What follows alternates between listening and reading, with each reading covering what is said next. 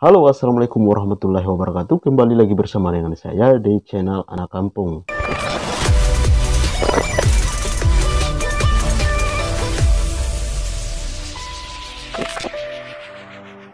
Bagaimana kabar teman-teman semuanya dimanapun kalian berada?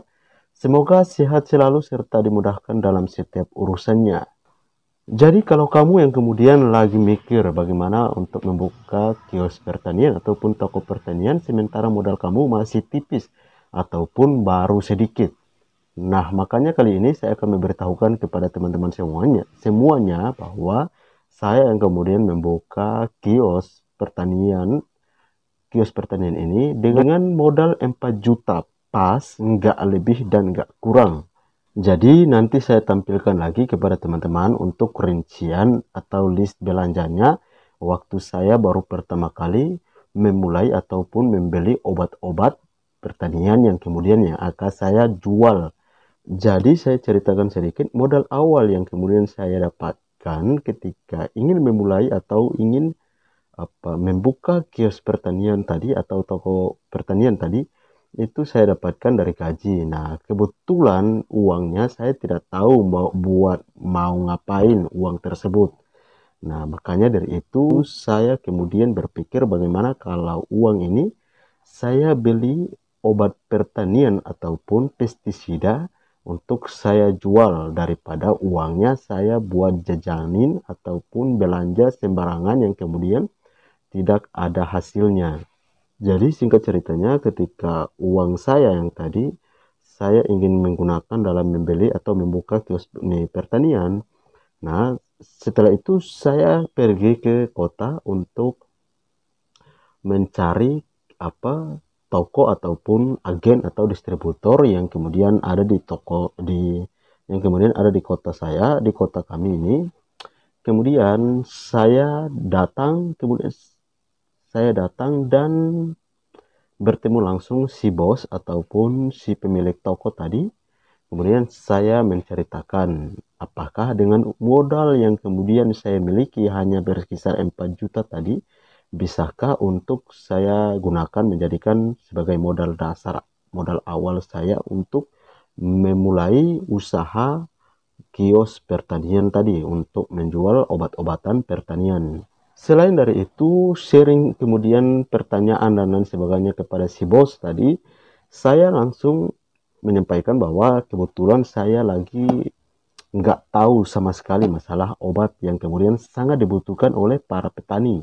Sehingga saya memintanya untuk membuat list atau daftar yang kemudian cocok ataupun sesuai dengan uang yang kemudian saya miliki dan nantinya ketika saya sudah membeli dan balik, ada petani yang kemudian menggunakan obat tersebut. Karena saya juga belum mengetahui sama sekali obat ataupun pestisida apa yang kemudian sangat dibutuhkan oleh petani di tempat saya. Nah, sehingga si pemilik toko tadi juga memahami kondisi yang kemudian saya alami karena faktor belum mengetahui sama sekali kondisi apapun mengenai pertanian itu seperti apa, sehingga dia membuat daftar yang kemudian menyesuaikan dengan kondisi keuangan saya. Nah, jadi daftar yang kemudian atau nota yang kemudian dia buat itu sesuai dengan kebutuhan yang ada di lapangan dan juga kondisi keuangan saya untuk menjadi dasar dalam usaha kios pertanian tadi.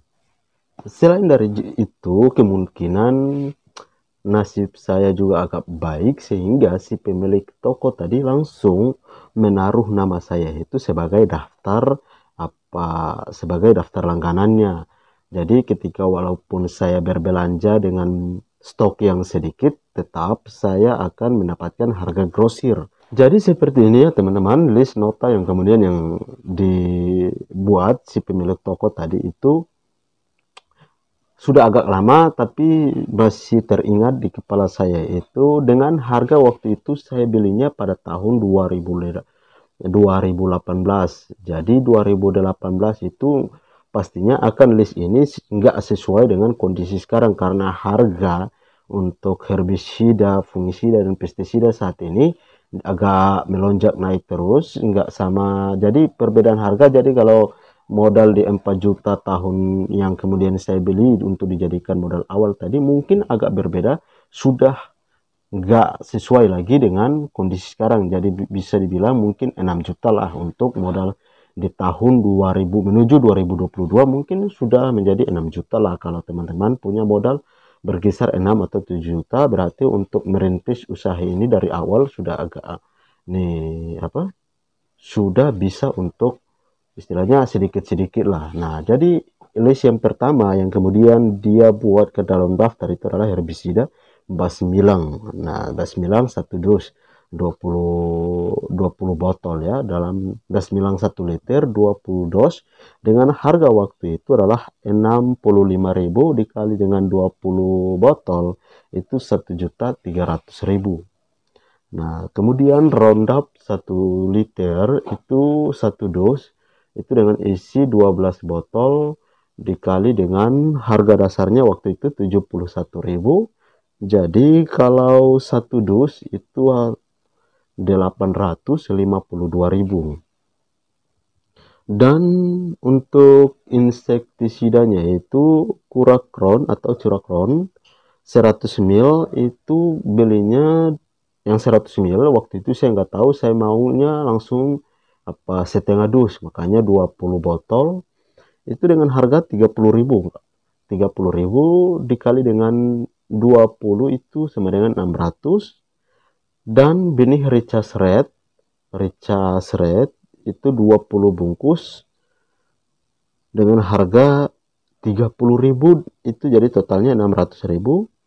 Regen 100 ml itu 10 botol 34.000 jadi totalnya 340.000.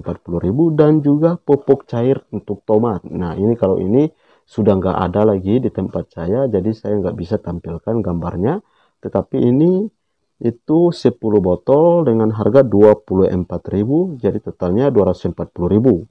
Jadi total list ataupun nota yang kemudian di dalam daftar itu 3 juta di waktu itu 3.932.000. Nah, jadi sisa uangnya itu waktu itu tinggal berapa ya? 68.000 itu untuk ongkos balik ke kampung dan juga ongkos transportasi belum termasuk di situ. Jadi hitung-hitunglah 4 juta lah untuk modal awal saya memulai usaha kios. Tetapi dalam video ini saya, kalau ada pertanyaan nanti kita atau ada keinginan dari teman-teman untuk kita buat langkah selanjutnya dalam merintis usaha ini seperti apa, nanti berikan komentar di bawah saja ya teman-teman. Tapi kalau untuk saya itu agak keribet. Jadi setelah pembuatan nota dan juga proses pembayaran tadi selesai, saya pun kembali ke kampung. Nah, dari sini saya tidak pernah berpikir untuk bagaimana mengupayakan untuk proses usaha yang kemudian saya sudah terlanjur beli ataupun mengadakan ini untuk berkembangnya seperti apa. Jadi saya cuman sekedar taruh di depan atau di rak itu dengan posisi agar supaya mudah dilihat oleh para pembeli ataupun para petani. Nah, jadi pada proses berjalannya waktu itu sempat hampir pesimis ataupun semangat tadi hampir hilang karena minat daripada pembeli itu agak kurang karena faktornya yang pertama si target konsumennya tadi itu belum terlalu mengetahui bahwa saya sudah ada menjual apa obat-obat pertanian dan juga promosinya kepada para calon-calon konsumen saya itu agak minim. Nah, selain dari itu ada saingan saya. Nah, ada saingan. Tapi waktu itu saingannya cuma satu, makanya nggak terlalu berpengaruh terhadap, walaupun saya baru mulai, tapi belum terlalu berpengaruh. Jadi semakin berjalannya waktu, saya pun lihat proses atau prospek daripada ini penjualan itu kok agak sesuai dengan harapan saya. Nah, dari sini saya menggunakan strategi selanjutnya itu adalah banting harga atau turunin harga sedikit. Nah, tapi setidaknya turunin harga untuk sekedar untuk bagaimana mengupayakan minat daripada pembeli dan juga sebagai penyebar informasi buat kepada para calon-calon konsumen lainnya bahwa saya sudah menjual obat-obat yang kemudian dibutuhkan. Nah, dari situlah mulai tersebar karena saya mulai banting harga atau turunin sedikit, ada persaingan harga di situ. Nah, berjalannya waktu, kondisi harga tadi yang kemudian saya turuni mulai menyesuaikan dengan harga normal, menjaga kemungkinan jangan sampai kondisi di mana harga barang naik dan juga proses keuntungan lah buat saya, tahu laba atau omset penghasilan daripada usaha kita. Dan satu kendala lagi bagi saya itu pada saat awal memulai itu adalah proses perputaran modal. Proses perputaran modal karena apa? Modal yang sedikit, modalnya banyak, besar, untungnya sedikit, sementara proses perputarannya harus cepat. Nah, kendalanya di sini. Makanya nanti saya ceritakan lagi proses selanjutnya seperti apa, tapi saya ceritakan singkat saja di sini bahwa saya tidak mengharapkan penuh keuntungan daripada penjualan ini. Pada awalnya saya tidak mengharapkan penuh.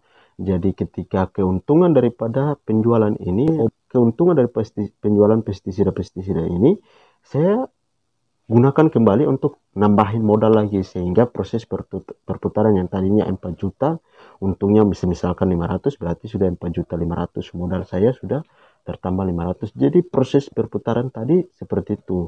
Nah, semakin hari tapi kok agak lambat, menurut saya kok agak lambat ya. Ternyata semakin banyak jenis item produk, maka semakin baik pula untuk minat si pembeli tadi semakin besar. Makanya saya untuk terima gaji yang ketiga itu saya semuanya full saya tambahkan lagi ke modal. Nah, jadi proses penambahan modal itu selama beberapa kali itu, dan alhamdulillah seperti yang kemudian sekarang, dan juga omsetnya juga alhamdulillah karena semakin banyak para konsumen-konsumen sudah mulai tahu, sehingga proses usaha ataupun proses penjualan itu sudah mulai lancar sampai sejauh ini. Nah, kalau ada teman-teman yang kemudian bertanya, jadi saya rasa modal awal itu nggak perlu bahwa puluhan juta, 10 atau 20 juta, nggak perlu. Semuanya itu tergantung daripada niat dan juga kemauan kita. Jadi mungkin itu saja video singkat kali ini. Saya rasa kalau ada pertanyaan, dan saya rasa mungkin teman-teman masih ada yang masih agak bingung, silahkan berikan pertanyaan di bawah, dan juga kita akan usahakan bagaimana upayanya supaya di video selanjutnya kita bisa sharing semanis-manisnya, ataupun saya akan mengupayakan supaya bagaimana memberikan rincian yang pas sesuai dengan keinginan daripada teman-teman semuanya ya. Oke, sekian dulu dari saya. Assalamualaikum warahmatullahi wabarakatuh. Sampai jumpa di video selanjutnya. Bye bye.